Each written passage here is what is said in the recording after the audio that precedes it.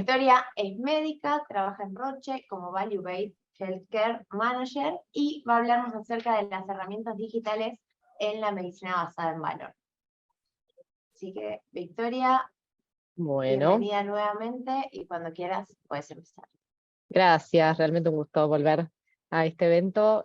Primero chequeamos técnicos, ven bien la pantalla, ¿me escuchan bien? ¿Se ve bien y se escucha ¿Es bien? ok? Perfecto, entonces arrancamos. Bueno, muchas gracias por la invitación, realmente es un gusto estar acá.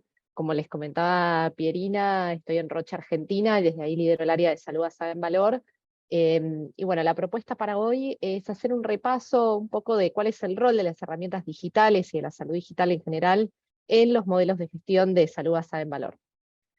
Así que la propuesta para este ratito que vamos a compartir hoy es hacer una breve introducción a lo que es la salud basada en valor, ver un poco en qué consiste el mapa de mediciones y después meternos un poquito más de lleno en específicamente lo que planteábamos como objetivo principal, que es entender o conocer un poco más del rol de las herramientas de la salud digital en la implementación de los modelos de salud basada en valor. Bueno, para iniciar voy a traer algo que es poco novedoso, que es la enorme crisis que están padeciendo los sistemas de salud. Sabemos que, digamos, en cuanto a tecnologías médicas, el avance científico es enorme, se han podido resolver o brindar soluciones a muchísimas patologías. Sin embargo, vemos que lo que es la gestión de la atención de la salud no ha tenido mayores cambios o mayores innovaciones que hayan permitido brindar una mejor atención de una manera sustentable. Entonces vemos algunas patas, digamos, en las que los sistemas de salud se ven en este momento en crisis, relacionados tanto a la estructura, ¿sí?, como la forma en la que se brinda la atención, obviamente lo que tiene que ver con los costos, ¿no?, con un incremento sumamente significativo del aumento de costos, mucho relacionado obviamente al envejecimiento poblacional, o sea, fenómenos epidemiológicos, también relacionado obviamente al ingreso de nuevas tecnologías, cada vez también de mayor precio muchas veces, pero aún teniendo como este mapa de todos los incrementos de costos que hay en salud, no tenemos aún tan claro cuál es el costo de una condición, ¿no? O sea, hoy lo que tenemos es un foco en los costos de una tecnología en particular o una prestación médica, pero no de lo que hace a una condición. Tenemos obviamente crisis en los modelos de pago, esto, bueno, además en esta semana en particular que estamos viviendo en relación a esto, no hay ninguna novedad en esto, ¿no? Un sistema que paga principalmente por volumen, o sea, los incentivos están alineados al volumen y no a la calidad o al valor que aportan las prestaciones, ni los resultados que esas prestaciones o tecnologías generan en términos de salud para la población. Obviamente vemos la crisis también en lo que es la infraestructura de datos, ¿sí? Muchas veces hay poca disponibilidad o poco acceso a la toma de datos que permita decisiones más asertivas en salud, y poca medición de resultados, ¿sí? O sea, realmente conocer en ese camino que tienen los pacientes con determinadas condiciones, cómo finalmente les va ante haber recibido una prestación o una tecnología en particular. Entonces, bueno, todo esto obviamente hace que se vea sumamente amenazado el sistema y sobre todo la sostenibilidad del sistema de salud.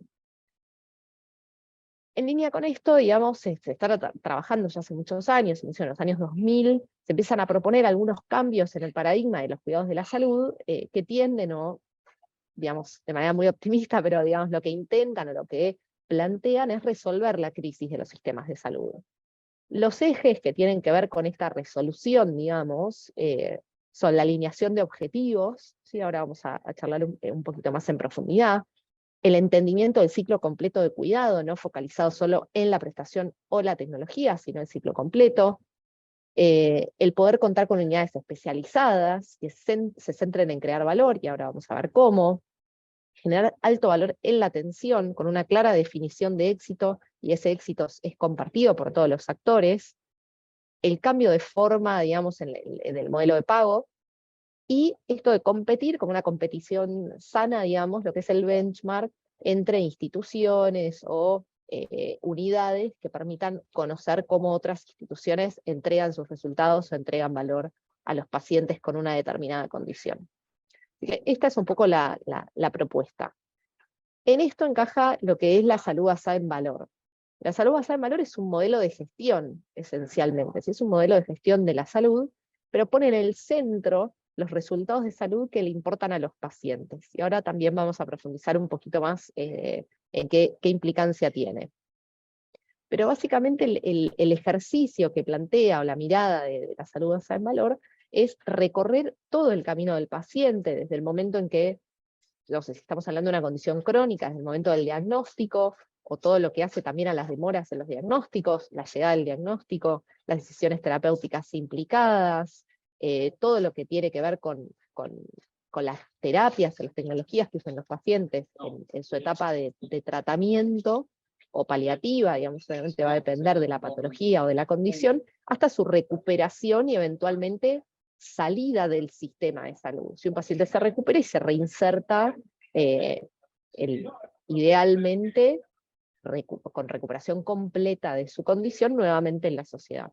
Entonces este modelo, digamos, centrado en estos resultados de los pacientes, impacta o lo que busca es alinear los incentivos de estos otros, digamos, como 5 grandes interesados o actores alrededor del ciclo de cuidado. Por un lado tenemos los proveedores de salud, ¿sí? Que son todos aquellos que prestan sus servicios y los ponen a disposición, digamos, de los pacientes, son los que entregan prestaciones. Tenemos los equipos, que son aquellos individuos que forman parte de estas instituciones proveedoras, y pueden estar tanto en instituciones o pueden estar en la casa, si uno está pensando, no sé, en internación domiciliaria, o cualquier otra atención, digamos, que se brinde fuera de una institución de salud. Obviamente en el centro tenemos al paciente, tenemos a las familias o a los cuidadores formales o informales que acompañan a los pacientes cuando transitan su condición o el manejo de su patología. Desde nuestro lado, digamos, en lo que es la industria farmacéutica, obviamente digamos, la búsqueda siempre es de promover el acceso a la innovación, y por otro lado tenemos obviamente los financiadores, que en esta relación, digamos, calidad-precio, al buscar centrarse en los resultados, uno ve, y ahora vamos a ver cómo esto se traduce finalmente en ahorros o digamos, eficientizar los gastos y los costos en salud por parte de los financiadores. Entonces, finalmente, ¿qué es el valor? ¿No? Porque acá empieza muchas veces una discusión de, bueno, ¿qué es valor? ¿Qué es valor para quién? Quizás para mí algo aporta valor y para otro no. Pero en este caso, digamos, dentro de este marco, dentro de este paradigma, la salud basada en valor, el valor justamente está definido de una manera bastante clara y uniforme, y todos los actores del sistema de salud lo adoptamos y lo entendemos de esta manera. La ecuación de valor, que es justamente lo que constituye su definición, tiene que ver con los resultados que le importan a los pacientes, y ahora vamos a ver un poquito cómo se miden, en relación a los costos a lo largo de todo el ciclo completo de atención, o sea, todo lo que el sistema tiene que invertir para generar ese resultado que observamos para esa condición. Entonces, cuando vemos costos, no son solo, digamos, los costos que debe invertir, supongamos, el financiador para entregar salud para un determinado paciente, sino que además todos los costos que son absorbidos por ahí indirectamente por el sistema, por ejemplo, pérdida de productividad laboral, ¿sí? O costos indirectos y demás. Entonces todo eso termina, digamos, un paciente que tiene que pasar muchísimo tiempo haciendo fila en una ventanilla para conseguir un turno y pierde 2 días de trabajo, ¿sí? Sabiendo también además la cantidad de trabajo informal que hay en nuestro país. Si una persona tiene que pasar 2 días esperando en una ventanilla para obtener un turno, cuando tiene ese turno pasaron 2 meses, si tiene un tumor, ese tumor empeoró mucho más, la cirugía tiene que ser más agresiva, los resultados van a ser peores, el paciente tiene menos chances. Finalmente, en todo ese camino, cuando uno mira los costos se elevan muchísimo cuando uno incluye todos estos puntos en el camino, y logra muy pocos resultados que no son los adecuados para esa condición. Entonces, sí, en ese caso, digamos, un aumento de costos con un empeoramiento de resultados, obviamente implica entregar menos valor. Y al revés, no siempre aumentar los costos para obtener los mismos resultados, eso también va en detrimento de entregar valor, ¿no? Así lo vemos con muchísimas estrategias, digamos, o diagnósticas, digamos, que no están basadas en la evidencia, en donde los recursos son desaprovechados por hacer uso, digamos, de tecnologías que no son necesarias, no aportan más valor, no hacen que los pacientes vivan más ni vivan mejor, pero aumentamos los costos a los mismos resultados. Y eso también va en detrimento del valor. Entonces ya ven que, digamos, hay un montón de cuestiones alrededor del valor que tienen que ver con la calidad de atención, con los tiempos, con el impacto de los pacientes y las familias, con el desperdicio, ¿sí? Y demás. Entonces, esta ecuación de valor, que tiene todos estos componentes, ¿sí? Se sienta sobre tres grandes pilares fundamentales.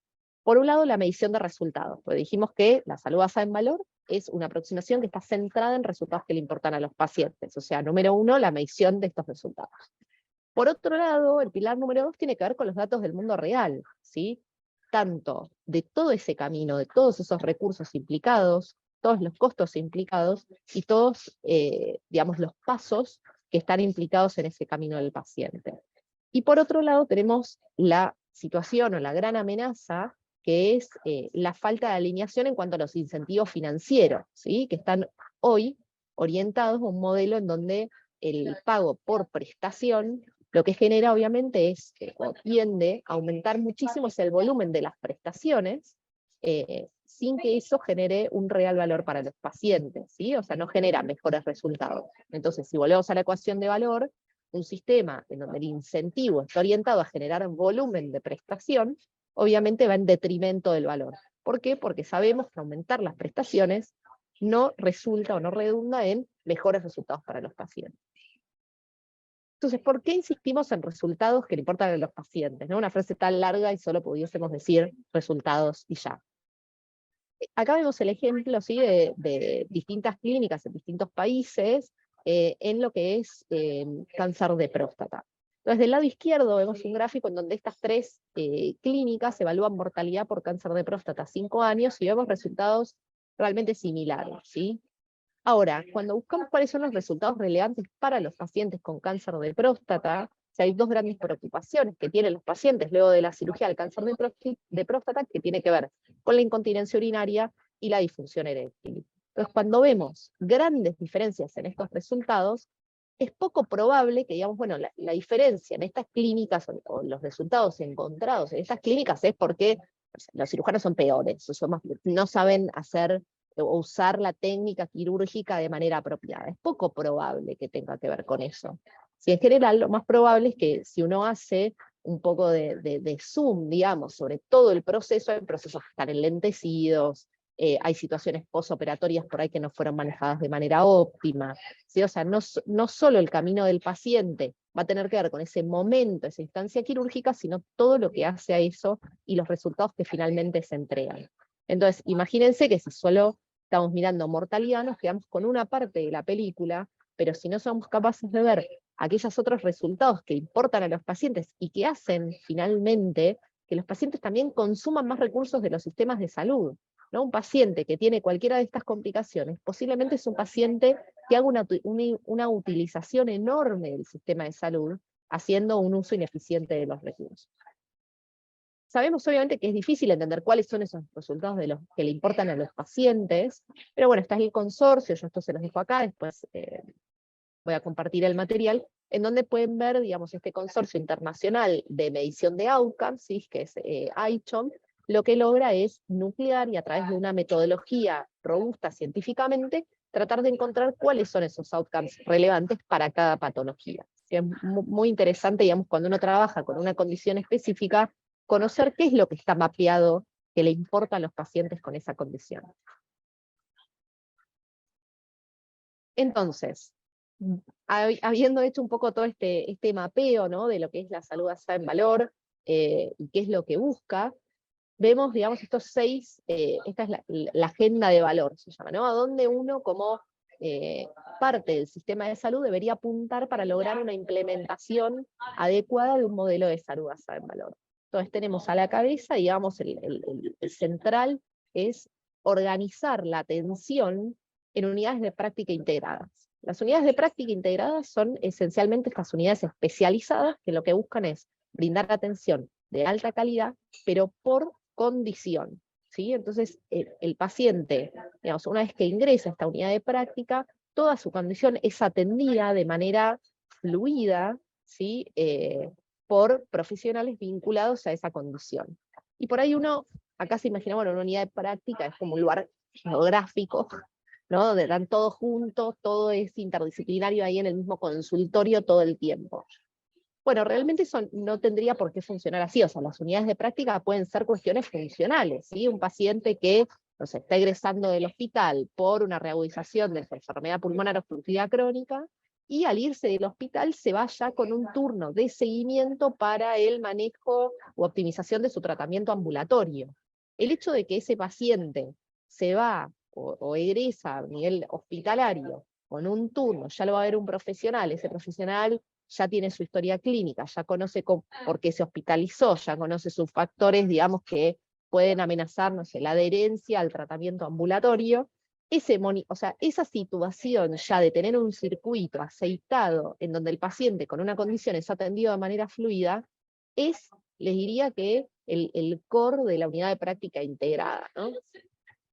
Después, como dijimos, obviamente la medición de resultados y costos, movernos hacia el cambio del modelo de pago, ¿no? O sea, ya no hablar más de un modelo de pago ni siquiera ni por prestación, ni capitado, sino a un pago en donde lo que se incentiva es entregar valor a la determinada condición, si esto se llama pagos agrupados o por ciclo asistencial, eh, integrar la prestación de cuidados en distintos centros de salud, ampliar esto en términos geográficos, y si se fijan, digamos, todo este esquema de los 5 pilares de la salud basada en valor, están sostenidos por una plataforma tecnológica de información, ¿sí? O sea, todo lo que tiene que ver con el uso de herramientas digitales es un fuerte habilitador indispensable de la salud basada en valor. Y por eso estamos hoy acá. Entonces, el mapa de la medición de calidad es súper complejo, ¿no? Esto está bastante, digamos, simplificado desde su inicio, ¿no? Se evalúa la condición de los pacientes, esos pacientes tienen sus condiciones basales, sus factores de riesgo y demás, y después cuando entra en contacto con el sistema de salud, entra en toda esa vorágine de procesos que hacen a que ese paciente finalmente tenga un determinado desenlace o resultado. Cuando entra ahí, en todos esos procesos, obviamente tenemos situaciones que tienen que ver con la estructura, con cómo está armado, cómo están armadas las prestaciones. De eso también se desprende cuál es la experiencia o la herencia que posiblemente tengan los pacientes a ciertas condiciones. De todo eso van a surgir indicadores, pero hay que saber que muchas veces cuando hablamos de indicadores, pensamos que los indicadores son el resultado, pero el indicador no es un resultado, es un desenlace como subrogado. O sea, si yo digo el paciente tuvo no sé, una duración de la hospitalización por neumonía de 25 días. Bueno, quizás eso a priori a uno le suena que es mucho para la patología, pero eso en sí no nos dice que esa neumonía le fue mal, digamos, ¿sí? Que tuvo un desenlace negativo en términos de salud. Entonces, si nosotros estamos mirando calidad, pero no consideramos la medición del desenlace final de ese evento, la medición de calidad en sí mismo mucho no nos ayuda a entender el fenómeno, ni a alinear los incentivos, ni a alinear la modalidad de pago alrededor de entregar valor. Entonces, en relación a esto, hice un poco una revisión de la literatura, a ver cómo contarles, ¿no? Siendo que esta también es una jornada vinculada a la informática en salud, pensaba, bueno, como qué mensajes claves me gustaría dejar en este encuentro, y es contarles que ya, digamos, la intersección entre la salud basada en valor y lo que es la salud digital ya está, digamos, bastante aceptada. Ya contamos hasta con, como ven, en este caso, por ejemplo, para el uso de blockchain, ya hay marcos que nos permiten entender cómo esto se debería ejecutar o cómo se podría hacer. También vemos ya que se está delineando, digamos, todo lo que tiene que ver con aspectos de seguridad, privacidad de datos para la adopción de la salud basada en valor desde el punto de vista de la mirada de la salud digital. También vemos que las herramientas digitales en relación a la salud basada en valor empezaron, digamos, y pisaron fuerte también en lo que es la investigación clínica. Eso también, digamos, de a poco se va metiendo desde ensayos clínicos aleatorizados con el uso de una herramienta, hasta que es muy interesante, que es a donde apunta la salud basada en valor, ¿no? Salir del modelo de evidencia en donde nos quedamos en el estudio, sino realmente implementar y llevarlo, digamos, a la práctica clínica habitual de los pacientes, y bueno, y ver cómo eso, o todo lo que se necesita para que esto se pueda implementar, ¿sí? Y más interesante aún, el concepto que se empezó a delinear el año pasado, ¿sí? O sea, es un concepto bastante reciente, que es esta salud digital basada en valor, ¿sí? Que es la intersección explícita, digamos. O sea, ya sabíamos que la salud basada en valor necesitaba como habilitador, digamos, el mundo de la salud digital sí o sí para poder implementarse, pero ya se está hablando de la salud digital basada en valor, ¿no? O sea, ya la intersección realmente descrita como tal.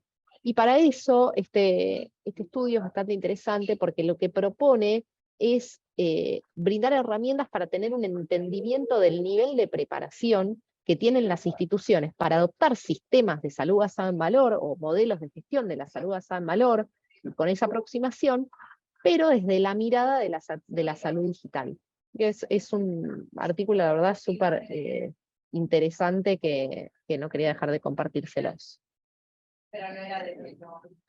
¿De qué se trata un poco? Ahí tienen también la cita, digamos, los investigadores españoles que, digamos, están instalando este concepto, que es la salud digital basada en valor.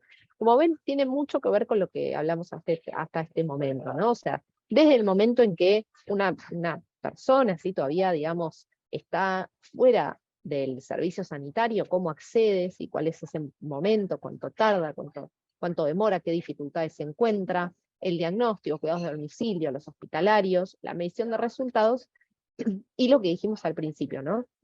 ¿Cuál es el rendimiento de esa institución para brindar salud? No, bueno, este es un concepto que de a poco, ¿sí? se va instalando, pero, como les digo, ¿no? Está incipiente. Pero bueno, este es un buen lugar también para traer estos puntos que se van tratando.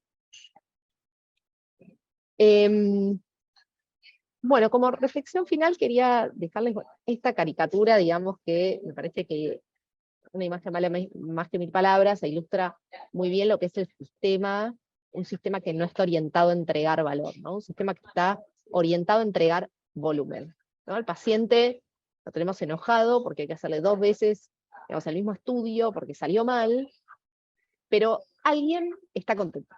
Hay alguien en el sistema que está contento. Eso quiere decir que nos está entregando valor, ¿sí?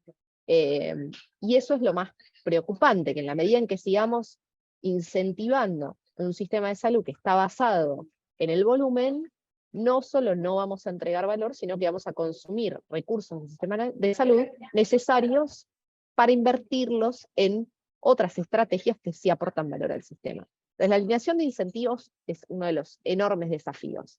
Ahora bien, alinear los incentivos, o sea, decimos, bueno, queremos entregar valor sin las mediciones, sin una mirada de integración e interoperabilidad de los sistemas, en donde uno pueda traquear, digamos, de inicio a fin, todo lo que está involucrando, ese camino del paciente, ¿sí? En la medida en que el sistema, el financiador sigue teniendo al paciente para una cosa en un lugar y para otro en otra, sin poder ni siquiera tener visibilidad de ese recorrido del paciente, ni hablar de que tampoco tenemos ya los resultados, ¿no? Pero si tampoco está la visibilidad, ¿por qué? Porque a uno la internación domiciliaria la terceriza en un lugar, se la paga a alguien por volumen, ¿no? Entonces, cuanto más pacientes están ahí, mejor precio consigue. Entonces, negocia por volumen con un determinado prestador.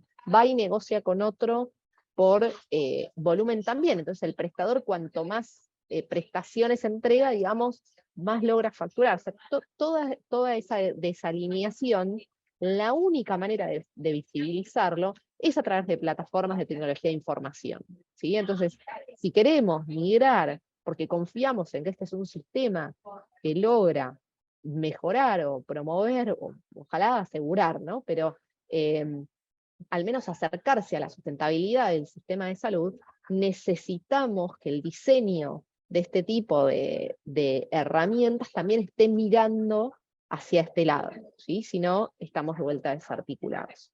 Así que bueno, fui rápido, estábamos cortitos de tiempo, pero bueno, les agradezco muchísimo por la atención. Tienen mi correo y luego puedo compartir el material. Gracias. Muchísimas gracias a vos, Victoria. los invitamos al público a que vayan dejando sus preguntas en el chat. Y mientras tanto, te pregunto porque realmente me pareció súper interesante porque es hacia dónde vamos y es hacia dónde tenemos que ir, sobre todo cuando hablamos del cuidado del paciente. ¿Cuál, que lo estuviste mencionando medio ahora al final de la charla, pero cuáles son los principales desafíos que encontrás, siendo que esta es una disciplina súper en auge y que implica medio como un cambio de paradigma en el sistema de salud actual y en el funcionamiento más que nada, de cómo estamos acostumbrados a hacer las cosas y a funcionar? Totalmente, gracias Pirina por la consulta. Sin duda la desalineación de incentivos es una de las barreras más importantes que hay para implementar este tipo de modelos, y todo termina teniendo un poco que ver con todo, pero obviamente digamos, todo lo que esté vinculado a la transparencia en los modelos de pago es fundamental para implementar este tipo de modelos, ¿no? Así que bueno, diría que sin duda ese es uno de los desafíos más grandes. Y eso, digamos, tiene un poco que ver con que decimos, bueno, no sé, nosotros de Roche tratábamos de trabajar e impulsar la adopción de salud basada en valor, y creemos que, bueno, uno de los buenos lugares para arrancar muchas veces es, bueno, hagamos alguna medición chiquita, aunque sea como para hacer el ejercicio de medir resultados de calidad de vida, medir resultados de funcionalidad, que no quiere decir que digamos, los médicos cuando uno le plantea, bueno, por ahí no sé, midamos disnea en cáncer de pulmón. Yo claro que le pregunto a mi paciente si tiene disnea o no, si es re importante, claro. Pero el tema es que para medir, para poder compararse, para poder ver si lo que uno está entregando va mejorando con el tiempo, porque cambio el ciclo de cuidado, necesita una medición estandarizada. La medición estandarizada a veces es un cuestionario de 6 preguntas. Ahora, si el médico tiene que entregar volumen, ¿sí? Tiene que ver 6 pacientes en 1 hora, es posible que esa medición no la pueda hacer, no porque no quiera o no la considere importante, seguro la considera importante, ¿sí? Pero hay muchas barreras que tienen que ver con el incentivo desalineado entre todas las partes. Y al financiador del otro lado le pasa lo mismo. Porque, no sé, desde la industria me dice, bueno, quiero un acuerdo innovador basado en resultados de los pacientes, porque confiamos en las tecnologías. ¿Le pasa lo mismo? Bueno, ¿y quién mide? Al final, entonces nos encontramos siempre como en esa situación de huevo a la gallina, que querés como mostrar que el modelo funciona y que es bueno y que puede, pero como no podemos hacerlo, no podemos mostrarlo. Como no podemos mostrarlo, no vemos el incentivo para hacerlo. Entonces, digamos, oscilamos siempre en ese mar de desafíos, ¿no? Pero diría que sin duda ese es diría que es el central que explica los otros micro desafíos que acompañan ese más grande, ¿no?